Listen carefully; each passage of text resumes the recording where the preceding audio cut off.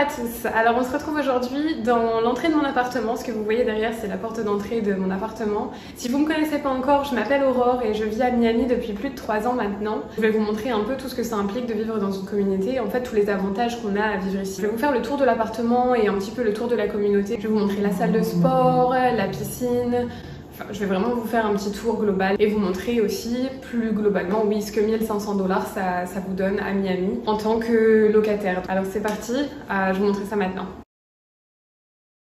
Bon alors du coup pour une vision un peu plus globale, je filmais la vidéo d'ici, donc la porte d'entrée. En fait quand tu entres dans l'appartement, c'est directement la cuisine américaine avec le salon de l'autre côté. Je vais vous montrer, mais en fait ouais, il n'y a pas vraiment une entrée à part entière. Vraiment tu rentres dans l'appartement, t'as tout de suite la vue sur la cuisine, la table ici pour manger et le salon derrière. Donc je vais vous montrer comme si j'entrais dans mon appartement maintenant.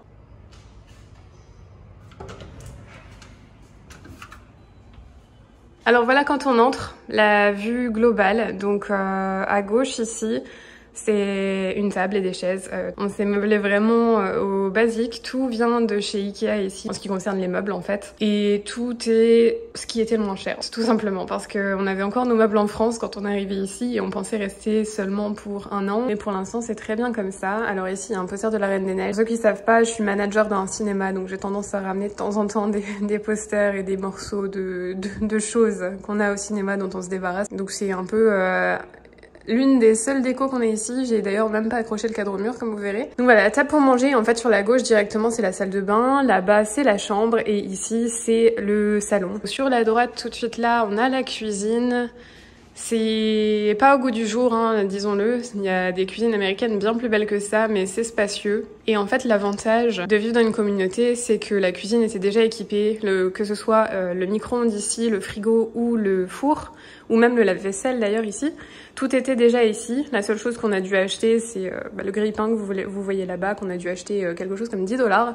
Et la cafetière ici, avec ma tasse préférée. La cafetière, c'est une Keurig qui en gros remplace la Senseo en France, la petite chose pour mettre les capsules, sauf que celle-ci elle a l'avantage d'avoir des capsules comme ça, où tu mets directement la poudre de ton café dedans et puis ça évite d'acheter des capsules à chaque fois. Ensuite c'est directement donc le salon, donc ouais un peu vide, il n'y a pas vraiment beaucoup de déco, il y a un petit Buzz l'éclair là-bas qui se cache derrière, qui pareil vient du cinéma où je travaille, j'ai tendance à récupérer pas mal de choses. On a donc 2 chaises de bar ici et des bananes qui sont en train de pourrir. Et bon, le soleil dehors et les palmiers, je vais vous montrer un peu ça après, mais voilà, c'est le salon, donc c'est sûrement l'emplacement où je suis le plus dans ma vie. Assise ici, en train de regarder Netflix, juste ici, là. Et c'est donc le salon qui a quand même une bonne taille, comme vous pouvez le voir. C'est quand même franchement assez spacieux. Il y a vraiment de l'espace vide entre la table et la télé. Quand je me rappelle, quand on était en France, notre salon, on avait vraiment la table basse qui touchait presque la télé. On pouvait même pas passer entre les deux. Alors si donc j'avance par là, c'est la chambre. Alors pour vous donner une idée, le lit c'est un king size. Donc c'est vraiment super grand. Ça donne vraiment une idée de la taille de la chambre, qui est franchement assez immense, sachant qu'il n'y a aucun placard dedans en fait, puisqu'on a un dressing juste là-bas. Donc en fait de notre chambre, on a accès à la salle de bain qu'on voyait en arrivant par là-bas. Donc si j'avance ici, c'est la salle de bain, donc je ne vais pas m'attarder là-dessus, hein. Salle de bain c'est la pièce la plus petite, donc franchement ça suffit, j'en suis entièrement satisfaite. Et donc le dressing... Voilà. Donc avec la lumière allumée, peut-être ce sera mieux. Donc le dressing, c'est vraiment là où on range nos vêtements, mais c'est aussi globalement un fourre-tout. Le sapin de Noël, les sacs de sport, les valises même, qu'on peut voir là. Il y en a une autre ici et une autre là-bas dans le coin. Et c'est aussi là qu'on range les chaussures. Donc voilà, j'ai trouvé ce super petit meuble chez Walmart. C'est... Ben en fait, c'est même pas vraiment un meuble, c'est vraiment 4 pieds et le milieu, c'est vraiment que du tissu. Ben en fait, on est arrivé aux États-Unis ici avec vraiment très peu de choses, donc le dressing était assez vide. Mais maintenant, bah, au fur et à mesure, on a dû compléter forcément notre garde-robe. Donc maintenant, il est un petit peu... il est quand même très rempli. Et c'est vrai qu'aux États-Unis, on a tendance à avoir de grands dressings et voire un dressing par chambre de toute façon. L'appartement, franchement, il nous convient très bien pour l'instant. On le trouve super adapté. Quand on reçoit de la famille et des amis, le canapé, en fait, il suffit de tirer ça et ça fait vraiment un lit 2 personnes, donc une taille normale pour un lit de personnes. Donc caché là-dessous, on a vraiment la couette, les oreillers et tout ce qu'il faut pour en faire un lit. Et ensuite, l'un de mes endroits préférés, ça va être le balcon avec la vue sur les palmiers. Les palmiers sont immenses, hein. On est quand même à un étage assez haut. Les feuilles de palmiers arrivent quasiment au niveau de mon balcon. Mais voilà, nous voilà donc sur la terrasse, mon endroit favori au monde.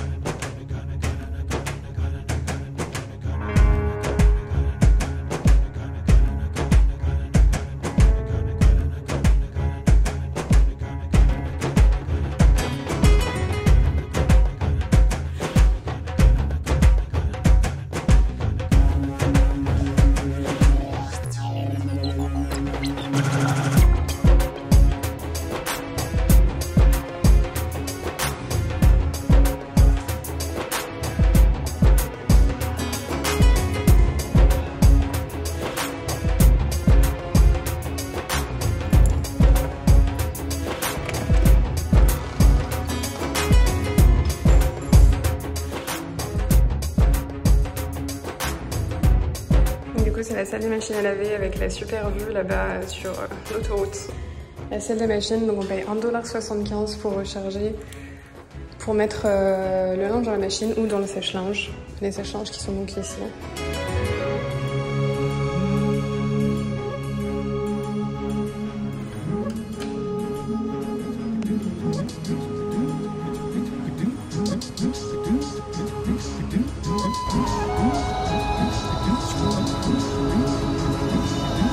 Alors là du coup c'est des petits coins barbecue qu'on peut réserver et faire des barbecues directement ici. Et il y a la piscine en fait juste de l'autre côté.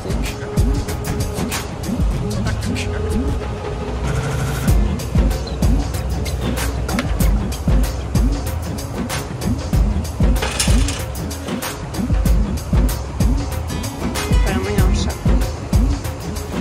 Alors il y a de super petits coins comme ça.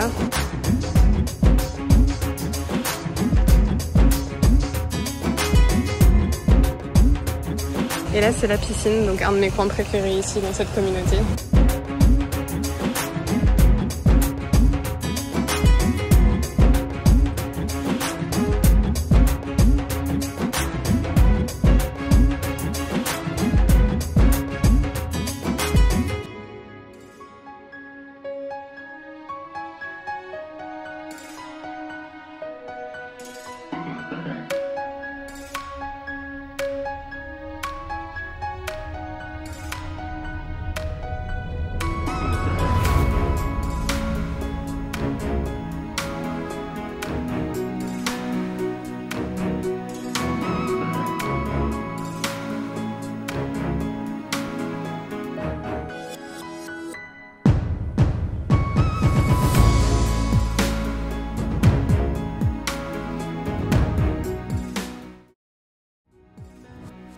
Donc qu'est-ce qu'on a fait? On est allé dans la salle des machines à laver, je vous l'ai expliqué, il faut donc une carte qu'on a quand on est résident et on paye 1,75 $ par lavage. Ensuite donc on est descendu, on est passé par le coin des barbecues, donc des barbecues qu'on peut réserver. Et donc quand on invite de la famille ou des amis ou peu importe, ça peut être vraiment sympathique parce que du coup on n'a pas besoin de faire un barbecue improvisé sur le balcon, on a vraiment accès à de gros barbecues assez pro et c'est juste à côté de la piscine donc c'est vraiment sympa comme tout. Et ensuite donc je vous ai emmené à la piscine, donc là qui est un de mes endroits favoris parce que c'est vrai qu'ici en Floride en plus on peut se baigner, que ce soit l'hiver, l'été, le printemps, honnêtement peu importe, tu peux te baigner vraiment tout le temps. Ensuite donc ce que je vous ai pas montré, comme j'ai le cerveau d'un petit poisson rouge, j'ai oublié de prendre ma carte des résidents qu'en fait on bip à l'entrée, que ce soit du bureau ou de salle de sport. Donc voilà, la salle de sport elle est pas super complète, je vais vous mettre une photo par contre. Donc elle est pas super complète mais il y a quand même pas mal de machines pour ceux qui voudraient éviter de payer un abonnement à 50 $ dans une salle de sport. Elle est quand même accessible, gratuite pour tous les résidents de la communauté, donc c'est vraiment un gros point positif. Et ensuite on a aussi un bureau où on a accès à des ordinateurs, une connexion internet et des imprimantes. C'est pour ça que vous remarquerez que mon appartement est assez vide. Alors j'ai un ordinateur évidemment et une connexion internet, c'est quand même plus facile comme ça. Si on a vraiment besoin d'un document urgemment, on va juste dans le bureau en bas et on imprime là-bas. Dernière chose aussi à laquelle on a accès, je vais vous montrer ça dans une photo. Donc en fait c'est une sorte d'appartement qu'on peut réserver. C'est un appartement où tu peux inviter des gens sans les faire venir dans ton propre appartement ici. Dernière chose donc qui vient avec le fait de vivre dans une communauté, c'est que je vais vous montrer nous en voiture en train de sortir de la communauté. Donc comme vous pouvez le voir, il y a des barrières qui se lèvent automatiquement quand tu sors de la communauté, mais par contre quand tu entres, alors j'ai filmé l'entrée assez rapidement, je crois en allant vers la piscine en sortant de mon appartement.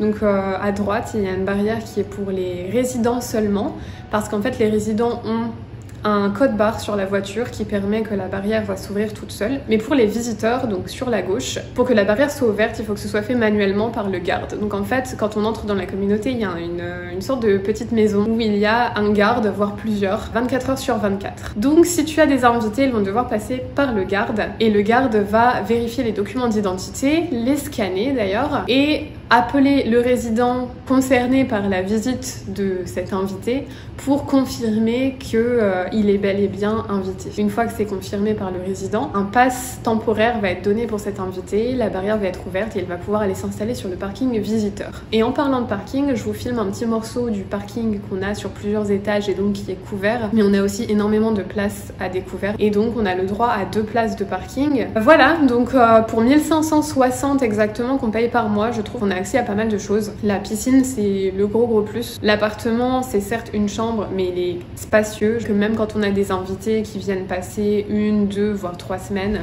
on ne se sent pas trop à l'étroit. Le dressing, c'est un gros plus aussi. Je suis pas sûre que pour ce genre de loyer dans Paris Centre, tu aies accès à autant d'avantages. On est quand même à Miami, c'est quand même une grande ville. Sur ce, je vais vous laisser maintenant. Ça vous donne vraiment une petite idée de ce que c'est qu'une communauté, des avantages que ça donne, pour vous donner une petite idée de ce qu'on a ici pour 1500 $ à Miami. Je vous souhaite à tous une bonne journée et surtout, n'hésitez pas à vous abonner si vous voulez pas manquer les prochaines vidéos. Bye bye!